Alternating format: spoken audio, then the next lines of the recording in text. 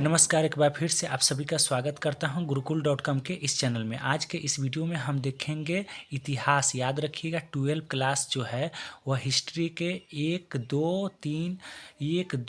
एक और दो पार्ट को देखेंगे इसमें अच्छा तरीका से, और जो भी ऑब्जेक्टिव है उन सभी ऑब्जेक्टिव को देखेंगे, पूरे लेसन के ऑब्जेक्टिव को देखेंगे। आप अच्छा तरीका से समझ लीजिएगा, और यदि आप इस चैनल पर नए हो तो चैनल को कर लेना सब्सक्राइब, बेल आइकन को भी प्रेस कर लेना ताकि जो भी मैं वीडियो बनाऊं उसका नोटिफिकेशन आपको तुरंत मिल सके। तो देख लीजिएगा, ध्यान से समझ लीजिएगा। क्या है कि हड़प्पा किस नदी के किनारे स्थित है। याद रखिएगा, बहुत बार एग्जाम में आया हुआ है, और यह एक और दो पार्ट से जो भी इंपॉर्टेंट क्वेश्चन आपके एग्जाम में बनेंगे उन सभी क्वेश्चन को मैं लेकर आया हूं, और उसके बाद 3, 4, 5, 6 इस तरह से हर चैप्टर का मैं लेकर आने वाला हूं। इसलिए आप अच्छा तरीका से देखकर इसका नोट्स बनाकर इसे याद कर लेते हैं, तो फिर आने वाले जो एग्ज़ाम है उस एग्ज़ाम में अच्छा तरीका से आप लिख सकेंगे। बोर्ड के एग्ज़ाम में बढ़िया नंबर लाना है तो आपको इस वीडियो से और बहुत ही अच्छा तरीका से सभी पार्ट को आप देख कर जाइए। तो देखिएगा ध्यान से, हड़प्पा किस नदी के किनारे स्थित है, तो सिंधु। याद रखिए, बहुत बार एग्जाम में आया हुआ है। यानी हड़प्पा किस नदी के किनारे स्थित है, तो याद रखिएगा सिंधु।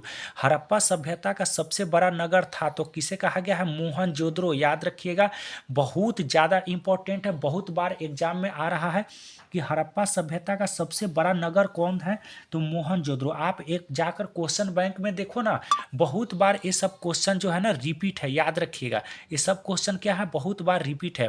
प्रयाग प्रशस्ति की रचना किसने की। याद रखिए, प्रयाग प्रशस्ति जो है ना वह बुक की रचना किसने की है, तो हरिसेन ने की है। याद रखिएगा।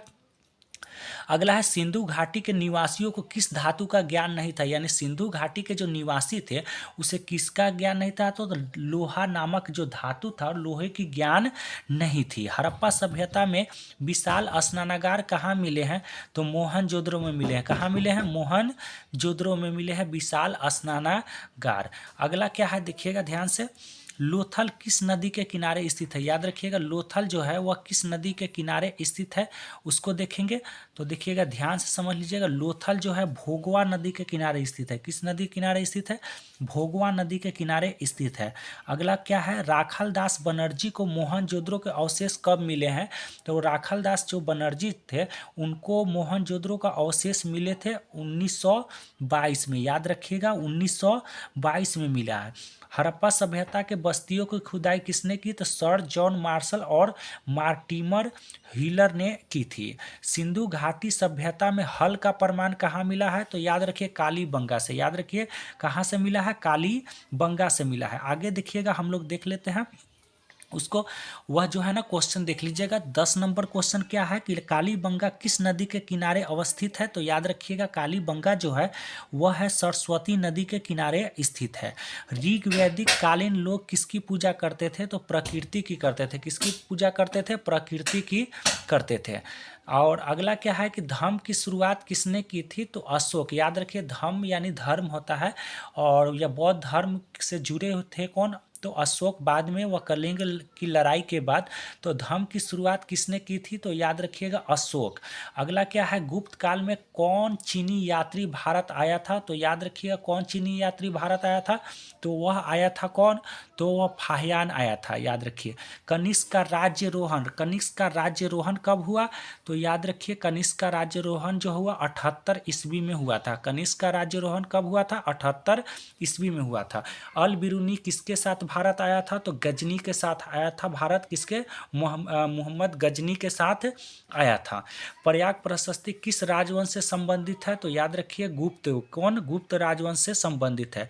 और अगला क्या है कि अशोक के कलिंग युद्ध का वर्णन किसमें मिलता है, तो 13वें अभिलेख में मिलता है। उसके बाद देख लीजिएगा क्या है, देखिएगा ध्यान से समझ लीजिएगा। 18 नंबर क्वेश्चन को देखिएगा बढ़िया तरीका से, यह बहुत बार एग्जाम में आया हो। इन सभी क्वेश्चन को अगर आप देख कर जाते हो ना, तो बहुत एक और दो लेसन से यही सब क्वेश्चन आएंगे, दूसरा क्वेश्चन नहीं आ सकता है। यह आप लिख कर मैं देख सकता हूँ। इंडिका के लेखक कौन है, तो मेगास्थनीज। याद रखिएगा, इंडिका के लेखक कौन है, मेगास्थनीज।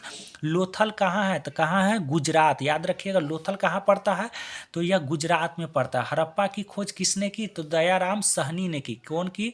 तो दयाराम साहनी ने की। और कालीबंगा स्थित कहाँ है? तो यह राजस्थान में स्थित है। लोथल है गुजरात में और कालीबंगा कहाँ है? तो यह है कहाँ? तो राजस्थान में स्थित है, याद रखिएगा। अगला क्वेश्चन क्या है देखिएगा, अशोक किस वंश का शासक था? तो अशोक जो था वह मौर्य वंश का शासक था। किस वंश का था? मौर्य वंश का शासक था। जैसे चंद्रगुप्त मौर्य है ना, तो चंद्रगुप्त मौर्य के ही यह खानदान से अशोक रहे हैं। समुद्रगुप्त की तुलना किससे की गई है? तो नेपोलियन से की गई है। किससे की गई है? नेपोलियन से की गई है। किसकी तुलना? तो समुद्रगुप्त की तुलना। आगे क्या है, स्वर्ण काल किसे कहा जाता है? तो गुप्त काल को क्या कहा जाता है? स्वर्ण काल कहा जाता है, याद रखिए, गुप्त काल को कहा जाता है स्वर्ण काल। कनिष्क का धर्म क्या था? यानी कनिष्क का धर्म क्या था, तो उसको देखेंगे, ध्यान से समझ लीजिएगा।